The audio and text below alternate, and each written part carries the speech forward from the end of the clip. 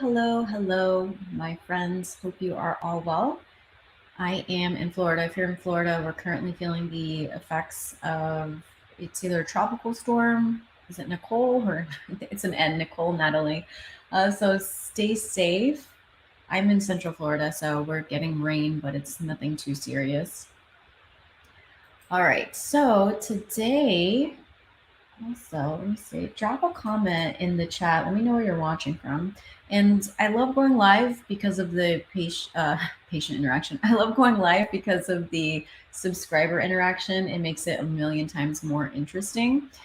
So, drop a comment below. Let me know if you have any questions or concerns. So, the reason why I decided to talk about this today is because as social media is becoming more and more prevalent in our lives, and especially as more Gen Z is entering healthcare positions.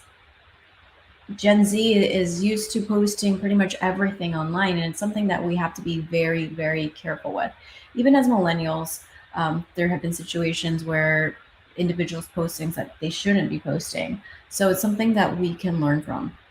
So there was a situation in Miami where a hospital staff member shared unauthorized photos of dying patient on social media, and the father is suing. So this was an 18-year-old patient, and Jose Lopez is the father. He was informed by HCA Florida Kendall Hospital that an emergency room worker. Now they don't state what this person's position was. They don't state if it was a nurse, a tech, or what they were doing, but an ED worker posted a photo on social media, and I did a little bit of a deep dive, and this person had posted this picture on social media. They used emojis for privacy's sake, and they had posted something like "Stay safe this Memorial Day weekend," right? So the purpose of posting this picture was, I believe, like awareness, like stay safe. But there's an important distinction there that even with the post, even with using emojis to cover up this person's face, remember that if there's any way that the patient can be identified, you are violating HIPAA.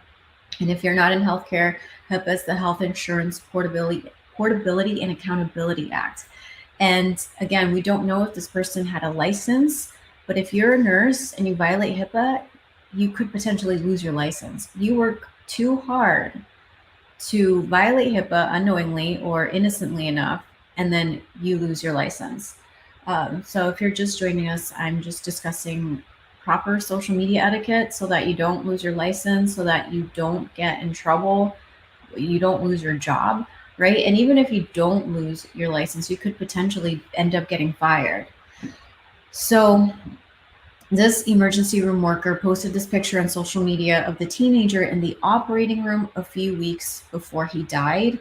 The hospital worker posted the unauthorized photo of Lopez's son on Instagram on May 28th, shortly before he was airlifted to the emergency room for treatment of his injuries in a motorcycle accident.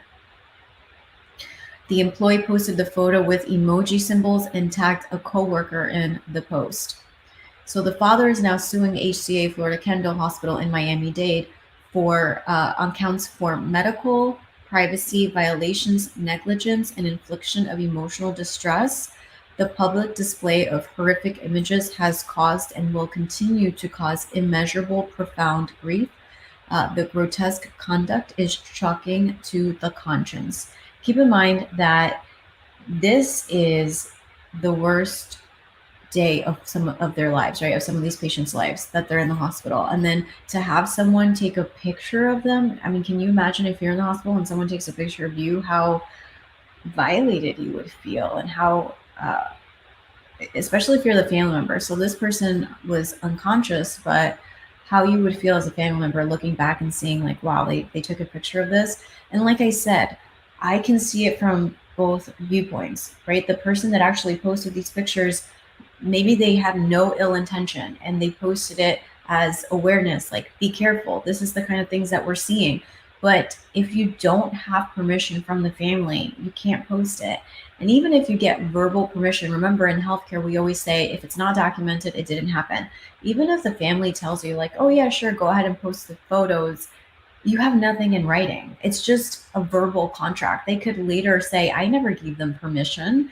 So just be very, very careful about what you are posting. And you shouldn't be posting anything, honestly, that could potentially jeopardize your license, could potentially jeopardize your job. So this is just giving details that he was struck by a vehicle, that the driver had allegedly run a red light. The 18-year-old never regained consciousness, but he passed away in June.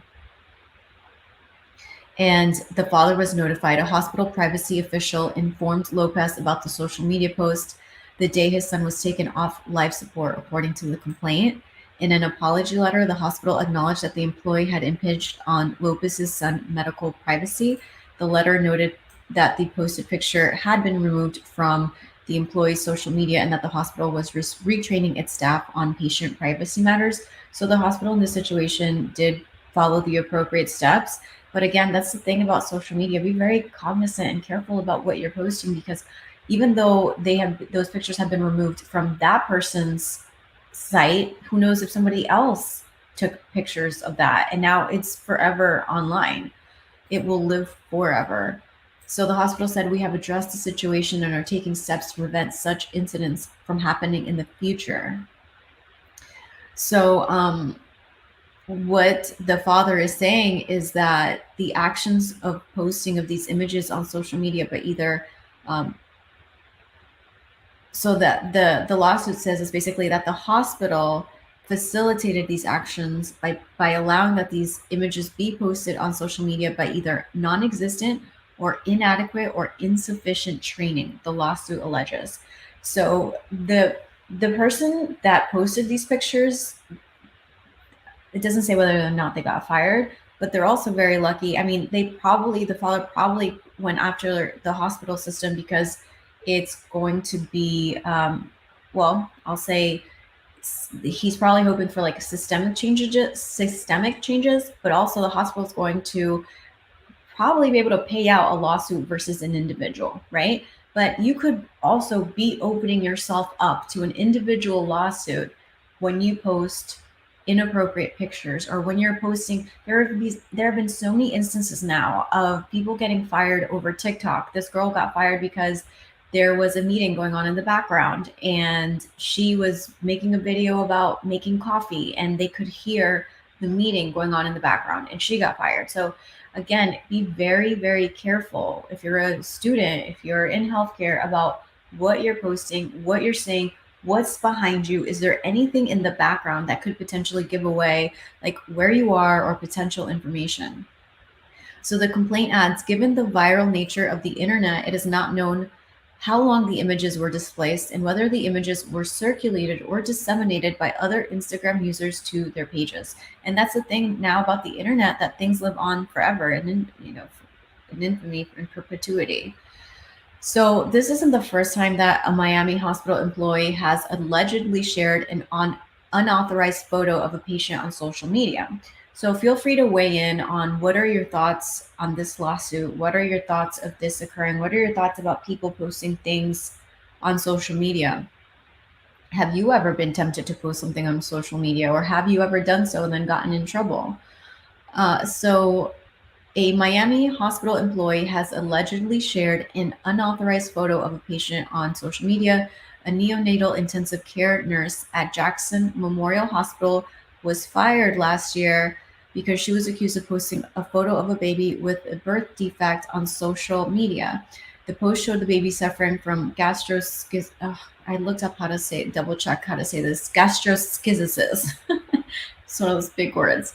The post showed the baby suffering from gastroschisis, a medical condition where the intestines are exposed. So keep in mind, right? Just put yourself in from this perspective. You get your dream job at neonatal at the NICU, right? Which can be hard to get one of those jobs. And then you get fired because you posted this picture. Now, again, the nurse's intentions could have been completely innocent. Like, wow, this is a condition that we don't encounter every day. Let me post it on social media for social awareness. Maybe she covered the picture with emojis again, but please be very, very careful. So Keishu said, wow, privacy, please. So be very, very careful. Even if it's like a phenomenal case and you're looking at it objectively from a scientific standpoint, like, wow, this is a great learning experience for other people in healthcare. It's a HIPAA violation. You don't have permission from the family. And again, even if you did, I would say don't do it. There have been situations, right? I work in mental health. I would love to show what a mental health unit actually looks like from the inside, like a day in the life of a mental health nurse on a psych facility, right? I would love that to educate, but never have I taken out my phone and recorded on a mental health unit because, again, that's a minefield. Dangerous for you, dangerous for your license. So, or for example, like just like with working in mental health, you see, oh, this is a perfect example of what mania looks like. This is a perfect example of what schizophrenia looks like. But again, these are human beings. We are, by law, we have to be compliant to the law. We have our licenses on the line. And even if you put emojis, even if you cover things up, it's obviously, this lawsuit just shows you that even with emojis, even with covering the face, if there's any way that they can determine that that's their son, that's their brother, that's their significant other, you are opening yourself up for litigation. You're opening yourself up to get fired. The other thing I want to say is, if you do get fired from a specific place, so for example, in Central Florida, we have pretty much two big hospital systems. We have Advent Health and we have not Osceola. We have I can't think of the other one. Dr. Phillips, Orlando Health. There we go. So we have Advent Health and Orlando Health, right?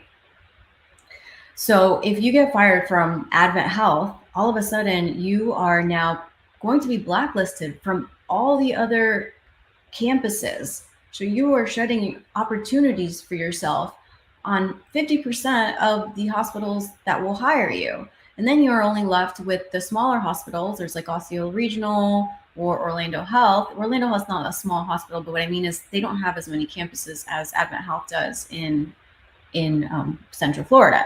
So you are just closing doors for yourself. So before you post, think twice. I think that's the takeaway for today, right? Before you post, think twice.